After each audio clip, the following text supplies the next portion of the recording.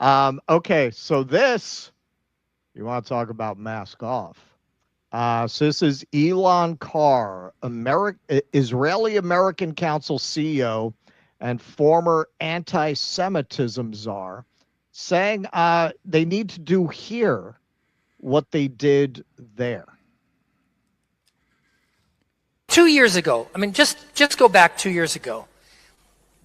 Israel was on its knees, and its existence was in doubt. And the threats it faces. When was that? When was that? When was Israel's existence in doubt? It was getting billions of dollars and unlimited weapon support from the United States 2 years ago. Now, you might, if you're not Jewish, you might not be aware of this. This is very typical of Jewish framing.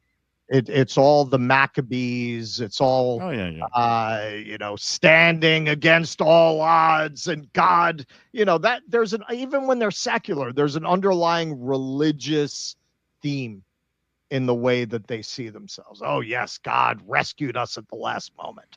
Faced seemed insurmountable. There's no reason. If I had predicted to you then any one of the miraculous things that have happened in the last 2 years, any one of them, pick one: Lebanon, Syria, Hamas, the hostages, Iran, and the U.S. involvement, any one of those things, you would have said that the stress of the moment drove me to delusion. He's talking about the fact that they went and bombed all of these places. That's the miraculous thing. This is the oil that burned for 8 days. It burned for 8 days because we bombed it. Yeah, that we fucking blew a 10-year-old's face off with a beeper bomb. This is what he's talking about. It's amazing. It's miraculous. It's amazing. It's God. It's God. You can see the hand of God in this, not the hand of unlimited U.S. aid. And they all happened in 2 years. And so we are living in a time of miracles and unprecedented opportunities. And the challenge for us here, and with this I'll end because this is key. The challenge for us here is to leverage Israel's successes into our successes and our victories here, because we are one people. Israel's weakness is ours and Israel's strength is ours. And now that Israel has turned the entire geopolitical situation on its head, our job in the diaspora is to leverage those wins and win here. Do to our enemies here what Israel did to its enemies there, and on that, the IAC is focused. That's a good idea. Thank you. That's a good idea. That's a good idea. Okay, so what's a good idea? This? Yeah, that's a threat. Yeah. Is do this to people here? Is that what he's talking about? How about this? A terrifying CNN report reveals how Israel buried hundreds of starving Palestinians alive. Is that what he means? How about this? I can't even read this. This is from Caitlin Johnston. At this point, you've had enough reports from wide variety of former prisoners that I think we can say with some assurance these reports of them training dogs to assault prisoners, shall we say, for the algorithm, seems like that's fucking true. Seems like that's true. Look, I'm an armchair historian. I know a lot about the history of warfare and torture. I've never heard of that. I've never heard of a country doing anything like that. This is what he's telling you they want to do here to their enemies. They want to do it to you here. You think they can't do that? We're going to get into this a little later. We have told you from the day they announced how they were going to expand ICE and how much money they were going to spend on it, that it was not about immigrants. We told you from day one they are building a national police force that they're going to turn against political dissenters. ICE wants to go after dissenters as well as immigrants, and they're buying and giving contracts to a lot of companies that have surveillance equipment that can track your phone, that can look at social media posts, that can track people by their irises. Guess who makes most of that technology? Guess who owns most of the companies that ICE is contracting to follow around protesters and to track people who show up to protest ICE? Fucking Israel. They're They're not building an America for Americans. They're not even building an America for white people. They're building a fucking police state that is going to be, at the very least, in partnership with Israel. It's white supremacists and Israelis working together to suppress the American people's right to dissent, to organize, to have free speech, to freely associate. That's what they're building.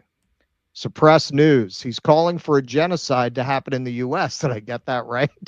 Yeah, Seems pretty like much. it. Pretty much. Sabby Sabs. Yeah, was that a threat? This is what supremacy does. That's right. That's why they relate to each other. That's why they relate to each other. These white supremacists and the Jewish supremacists, they pretty much think the same. It's the same reason that the KKK called a meeting with Malcolm X. Because they were like, yeah, sure, you live there, we live here, we agree, right? What's there to disagree about? So finally, this is Sylvan Adams, again, incredible at this moment when they're not exactly by any reasonable person's observation winning the propaganda war. Straight out talking about their plans for Gaza. They want more Jews to go in and colonize.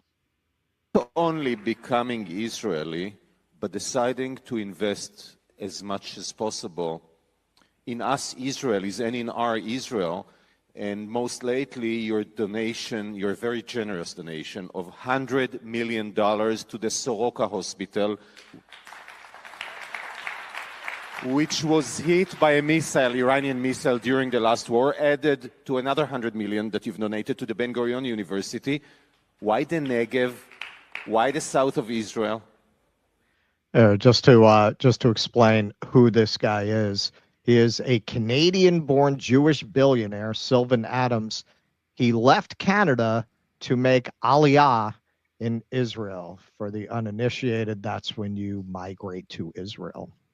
We heard earlier about a mission, a goal to bring 1 million immigrants to Israel.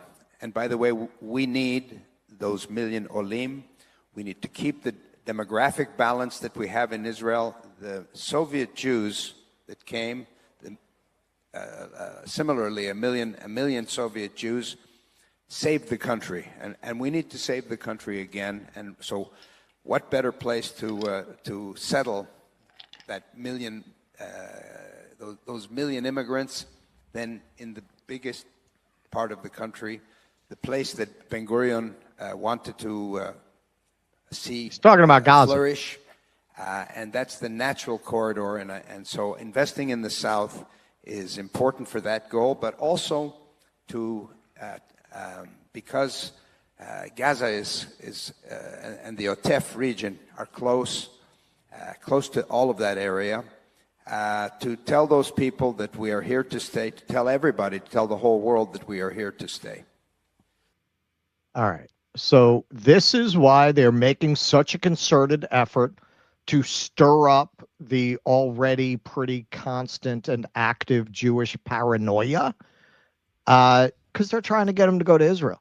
And this was another thing that clicked for me. When I was a kid, the Russian Jews and getting the Russian Jews out of the USSR, that was a big cause among Jews. There were posters of that in the Hebrew school before they kicked me out of the suffering of the USSR Jews.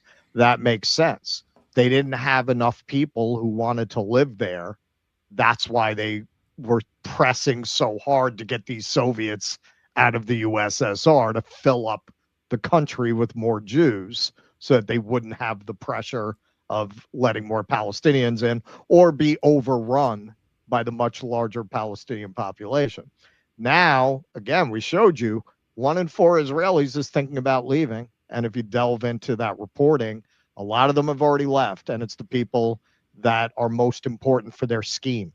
People in finance, people in tech, people in medicine are fleeing the country. So they're trying to get the most brainwashed, deranged, preferably richest Zionists to leave the West. And to that end, we've said this many times, kind of joking and kind of not.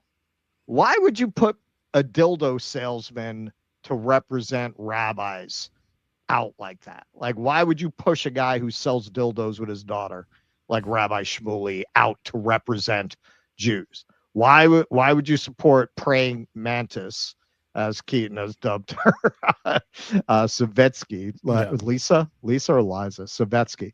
Why would you put Emily Austin, who was actually at this conference with DeRusso? I mean, they're just absolutely disgusting people. Is it that they're stupid, or is it that they're smart? They're picking people who are going to generate anti-Semitism. They're not actually funding influencers who are going to tamp down anti-Semitism. They're purposely picking the most off-putting, disgusting, cringe people they can find, because look at what they're all saying, with the exception of the one guy who, I don't know, wants Jews to run through Fifth Avenue with clubs, beating everyone to remind them who's boss around here. Other than that guy, what's the running theme?